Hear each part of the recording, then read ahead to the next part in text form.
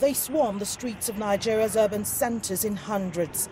These three-wheeler automobiles, or keke napep as they're popularly known across the country, have become a very critical part of Nigeria's public transport. Introduced under the 2001 National Poverty Eradication Program, keke business was among a raft of schemes by the Nigerian government to reduce widespread poverty. To date, the scheme is a source of livelihood to thousands of drivers across Nigeria.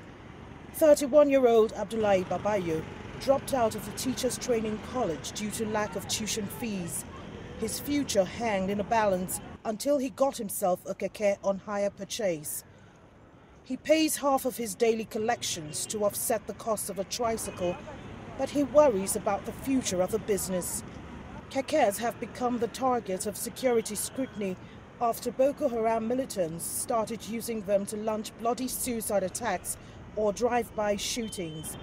As such, their movements in public places have been restricted quite often. He says this has had negative impact on his business. We have faced a lot of setbacks. We don't make as much money as we used to. Before, we could make as much as 4,000 to 5,000. But now, after a hard day's work, we'd be lucky if we make between 2,000 to 2,500 naira.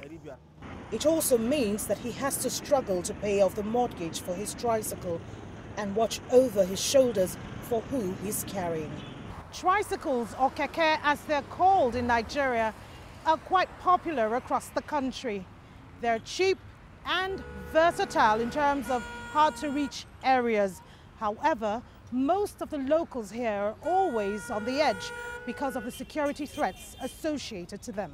Samuel Humdani lives in Yola, the capital of Adamawa State.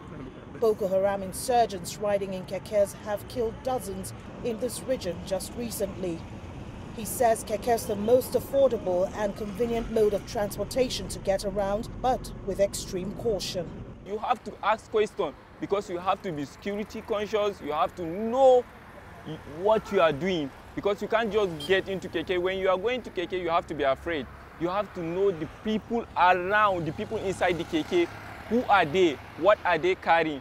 Who is the person riding the keke? Because possibly it can be a suicide bomber riding the keke and he will have something. So I have to get afraid. Besides the bleak future kekes face due to security worries, they too face a ban in various urban centers across Nigeria by state authorities who view keke as a traffic menace. Kelechi Emekalam, CCTV, Adamawa, Northeast Nigeria.